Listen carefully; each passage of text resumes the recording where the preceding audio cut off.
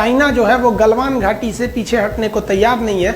उसका कहना है कि हम एक ही शर्त पर पीछे हटेंगे जब भारत अपनी सड़क निर्माण कार्य को पीछे रोकेगा। इसके बदले भारत सरकार ने भी बहुत ही कड़ा एक्शन लेते हुए पूरा चाइना का जो एलएसी पड़ता है, यहाँ से लेके कश्मीर से लेके पूरा अरुणाचल प्रदेश का एरिया में यहाँ पर अपनी मिलिट्री तैनात कर दिया है। ये बहुत ही बड़ा सिचुएशन क्रिएट हो गया कि पूरे बॉर्डर पर फौज तैयार हो गई है और नेवी भी तैयार बैठी है नीचे से। तो समझते हैं गलवान घाटी को लेकर चाइना इतना सेंसिटिव क्यों है और दौलत बेग ओल्डी और सियाचिन से इसका क्या कनेक्शन है। देखिए, जो सड़क को लेकर विवाद चल रहा है ये काफी पुराना है। 90 के दशक में जॉर्ज फर्नांडिस थे, जो अटल बिहारी वाजपेयी जो प्रधानमंत्री थे तो वो रक्षा मंत्री थे। इन्होंने कहा कि जो चाइना से लगने वाले बॉर्डर एरिया है वो सेफ नहीं है, वहां स्ट्रेटेजिक सड़कों का बहुत ही अभाव है। स्ट्रेटेजिक सड़कें उन्हें कहते हैं जिस पर तोप, टैंक, कितने भी भारी व्हीकल्स को ले जाएंगे कोई असर नहीं करता है। बरसात हो, कितने भी खराब मौसम हो, कुछ प्रभाव नहीं पड़ता है। भूकंप के दौरान भी वो अपनी क्षमता को बनाए रखते हैं, अतः उन्हें आप कह सकते हैं कि हमेशा आपके लिए वो रेडी रहते हैं, स्ट्रेटेजिक सड़कें। तो इन्होंने स्ट्रेटेजिक सड़कों के लिए ऐसे 61 स्ट्रेटेजिक सड़कों की पहचान की जॉर्ज फर्नांडिस। और आज जो विवाद इसलिए हो रहा है कि भारत सरकार का एक ऑर्गेनाइजेशन है बॉर्डर रोड ऑर्गेनाइजेशन BRO, उसने 75% सड़कों को कंप्लीट कर दिया है। ये सड़कें इतनी तेजी से कंप्लीट की गई कि जब अरुणाचल प्रदेश में इन सड़कों को बनाया जा रहा था तो वहां के गांव वाले अपनी जमीन को फ्री में दे दिया। हालांकि ऐसा कभी नहीं होता है, जब सड़क बनाए जाते हैं तो सरकार जमीन खरीदती है, लेकिन वहां के लोगों को सैल्यूट जो देश के लिए इतना सोचते हैं और अपनी जमीन फ्री में दे दिए कि हाँ यहाँ पे सड़क बनाइए ताकि हमारी आर्मी जा सके। अब यही सड़कें जो हैं ये यहाँ बन रही है आपका लद्दाख के एरिया में, दौलत बेग ओल्डी सेक्टर में। इसको लेकर चाइना ज्यादा विवाद कर रहा है। देखिए, एक सड़क है जिसका नाम है दारबुक स्योक। ये स्योक नदी को पार करके जाती है, दारबुक नाम के जगह से स्टार्ट होती है, इसलिए इसे दारबुक स्योक कहते हैं। जब ये एकदम ऊपर दौलत बेग ओल्डी तक पहुंच जाती है तो इसकी लंबाई हो जाती है 250 किलोमीटर।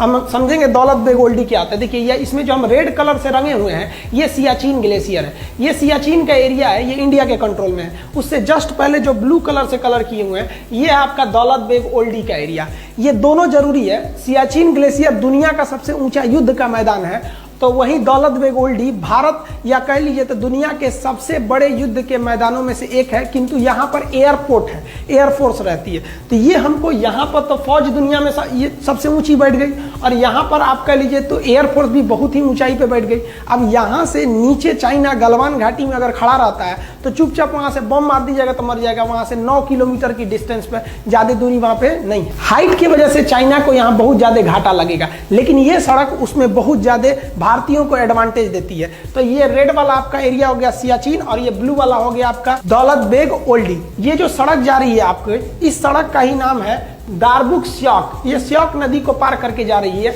अब ये जो सड़क जा रही है इस सड़क से चाइना को दिक्कत नहीं है। दिक्कत कब चालू हुआ, जब भारत ने इसी सड़क का एक लिंक खोल दिया इस साइड में, और ये जो लिंक था वो लिंक चला गया गलवान घाटी की ओर। अब बताइए, ये गलवान घाटी से केवल 9 किलोमीटर है। अगर ये सड़क नहीं रहती तो इस सड़क के अभाव में भारतीय फौज को गलवान घाटी में पहुंचने में 8 घंटे लगते, लेकिन इस सड़क के बन जाने के बाद वहां पहुंचने में केवल 35 मिनट समय लगेगा। अब बताइए, 8 घंटे की जगह आधे घंटे में अगर फौज पहुंच जाए तो वहां भारत के फेवर में हो जाएगा युद्ध। इसलिए चाइना कह रहा है कि हम तभी हटेंगे जब आप ये सड़क को काम रोकेंगे तब। अब इंडिया का ये सोचना है कि अगर आज हम सड़क रोक लिए तो कल तो तुम युद्ध के मैदान में भी कूद जाओगे और हमारी सड़क नहीं बनी रहेगी तो हमको घाटा लग जाएगा, क्योंकि चाइना का वादा उतना ही टिकता है जितना चाइनीज सामान टिकते हैं। भारत सरकार ने चाइना को सबसे ज्यादा जो जवाब दिया कड़ा, वो पर्यटक को लेकर टूरिस्टों को कह दिया कि आप भी जाके घूम के आइए दौलत बेग ओल्डी कैसा है, आप भी जाके घूम के आइए सियाचिन ग्लेशियर कैसा है। अब विदेशी लोग आए, अब घूमने वहां चले गए।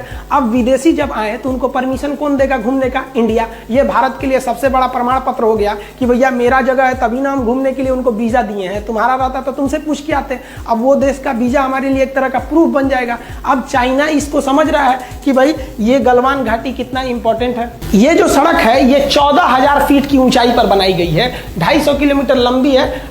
पहले जब ये सड़क नहीं थी तो ये स्याक नदी को पार करना होता तो एक टेम्पोररी ब्रिज था, इसमें हैवी व्हीकल्स नहीं जा सकते थे। लेकिन 2019 में भारत ने इस स्याक नदी के ऊपर एक भारी भरकम परमानेंट ब्रिज बना दिया।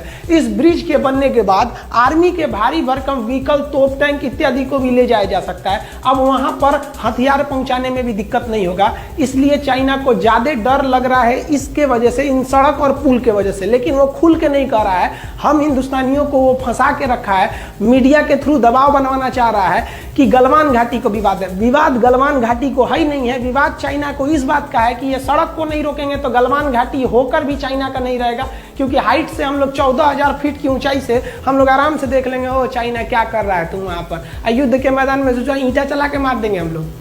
यहाँ चाइनीज गवर्नमेंट का प्रेशर उनकी आर्मी पर भी है, क्योंकि चाइनीज गवर्नमेंट के खुफिया जानकारों ने चाइनीज सरकार को बोला था कि भारत वहां बहुत ही खतरनाक सड़क बनाने जा रहा है। लेकिन चाइनीज गवर्नमेंट ने जब आर्मी से पूछा तो उनके आर्मी वालों ने कहा कि देख इतना भयानक भयानक पहाड़ है, वहां सड़क बनेगा कैसे? देख रहे हैं पूरा सीधे सीधे ढलान है, कहां से अच्छा सड़क बन पाएगा? इतना बड़ा बड़ा पहाड़ है, सड़क नहीं बन पाएगा। गवर्नमेंट आप टेंशन नहीं लीजिए, हम लोग है ना।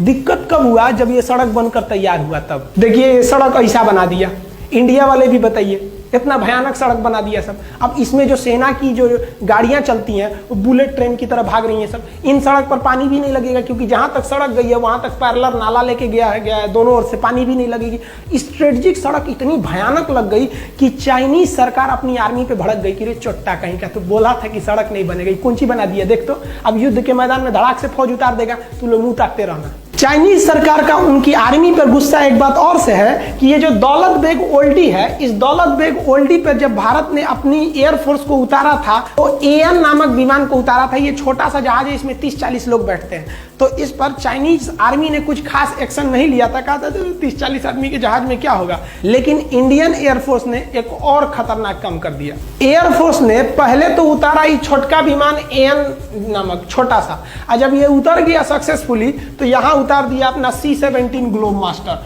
और हरकुलियस नामक भारी भीषण विमान। ये विमान जो है ना भीम है एकदम, समझिए तो 70 टन उठा के उड़ जाएगा। एक हाथी 10 टन की होती है, 70 टन उठाएगा, 7 गो हाथी को लाद के उड़ जाएगा। इतना किसी भी मौसम में उड़ सकता है, पहाड़ के बीच में भी उड़ सकता है। आप इसे देखिए कितना खतरनाक ये लैंडिंग करता है। भारत ने जब दौलत बेग ओल्डी में अपना सबसे भयानक विमान C-17 ग्लोब मास्टर को उतारा तो चीन में खलबली मच गई, क्योंकि ये बहुत विशाल विमान है और इतने पहाड़ी वाले एरिया में इस विमान को उतारना एक तरह से काफ़ी चैलेंजिंग था। किंतु भारत ने इस बड़े भारी भरकम विमान को दौलत बेग ओल्डी में सक्सेसफुली उतार लिया।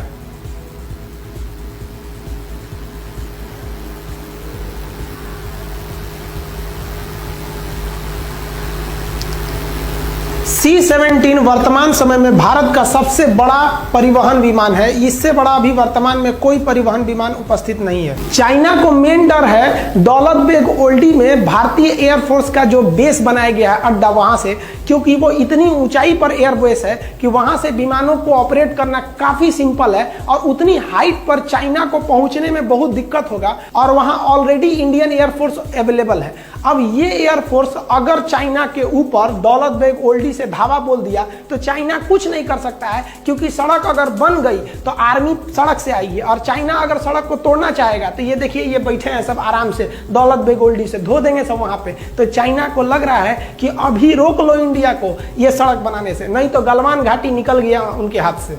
चाइना को तो 2 झटका लगा, एक सड़क बनाने से और एक दौलत बेग ओल्डी में उनके एयरफोर्स जो इंडिया का बन गया है उनसे उनको टेंशन है। उससे भयानक टेंशन उनको आ रहा है अब सियाचिन ग्लेशियर से। ये जो सियाचिन ग्लेशियर है ये दुनिया का सबसे ऊंचा युद्ध का मैदान है और इसी सियाचिन ग्लेशियर के इधर से चाइना एक सड़क ले जा रहा है CPEC, China Pakistan economic corridor. इस सड़क के माध्यम से चाइना चाहता है कि वो भारत का चक्कर न लगा के आए हिंद महासागर से, इधर से ही चला जाए। अब बताइए अगर इधर से इनकी ट्रक सामान जाएगा और भारत से युद्ध करके सोचेंगे उधर से चले जाएं, तो यहाँ हमारा सियाचिन ग्लेशियर है, युद्ध का मैदान दुनिया का सबसे ऊंचा, और यहाँ दौलत बेग ओल्डी में हम अपना हर एक विमान जहाज उतार के देख लिए। और सियाचिन ग्लेशियर में हम लोग ने हेलीकॉप्टर लैंडिंग हर एक चीज को करा दिया। वहाँ हेलीकॉप्टर नहीं उतर सकता था, जहाज नहीं उतर पाती थी सर, लेकिन भारतीय एयरफोर्स ने कर दिया। आप वीडियो में देखिएगा कि कैसे वहाँ लैंडिंग की गई।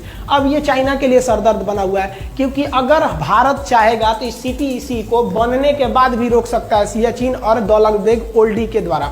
सियाचिन ग्लेशियर इतना दुर्गम एरिया है कि वहाँ सैनिकों को ऐसे जाना पड़ता है बर्फ में, जैसे मूवी वगैरह में जाते हैं लोग पहाड़ पर, और इतना कठिन जगह पे जाके वो लोग ड्यूटी करते हैं। लेकिन इंडियन एयरफोर्स ने उस सियाचिन ग्लेशियर पे अपना ध्रुव हेलीकॉप्टर उतार दिया, चीता उतार दिया, चेतक उतार दिया, MI हेलीकॉप्टर को बना रहा है, LCH हेलीकॉप्टर को बना रहा है। आप कहेंगे तो एयरफोर्स के जितने भी हेलीकॉप्टर हैं और विमान हैं उनका एक अलग वीडियो बना देंगे। और सियाचिन ग्लेशियर पाकिस्तान के कब्जे में चला गया था 1984 में, कैसे हम लोगों ने ऑपरेशन मेघदूत और ऑपरेशन राजीव द्वारा हम उसे वापस लेके आए थे, इसके लिए हम अलग वीडियो बना देंगे अगर आप कहेंगे तो भारत ने यहां पर अपना जो जहाज उतार दिया, इससे चाइना को एक बहुत बड़ा सरदर्द है कि इधर से जाएगा गलवान घाटी और उधर से जाएगा CPEC सड़क।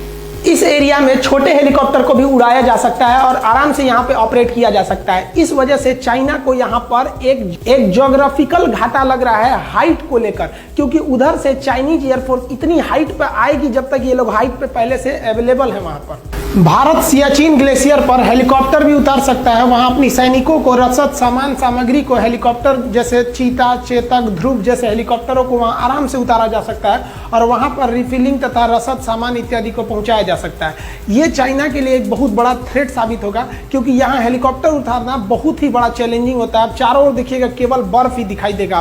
साथ ही इंडियन नेवी ने कहा है कि इसका जो ईस्टर्न फ्लीट है यहाँ पर हालात ठीक नहीं है, अतः ईस्टर्न फ्लीट को हम आगे भेजने के लिए दिशा निर्देश दे रहे हैं। अब यहां से इंडियन नेवी भी तैयार बैठी है इधर से जाने के लिए अपने पूरे फ्लीट के साथ, कि अगर कहीं इधर में कोई दिक्कत हो रहा है तो हम यहां चले जाएंगे। इस बार गवर्नमेंट ने सबसे तगड़ा एक्शन लिया है कि तू ससुरा हमको गलवान घाटी में घेरो, हम तैयार बैठे हैं। कहां पर? पूरा यहां से लेकर यहां तक, ऊपर के बॉर्डर पे रेडी बैठे हैं आर्मी से, यहां बैठे हैं हम लोग पूरी तरह से एयरफोर्स को, और नेवी भी इधर तैयार ही बैठी है। आओ अब देखते हैं हम लोग। अब तुम गलवान घाटी ले लो।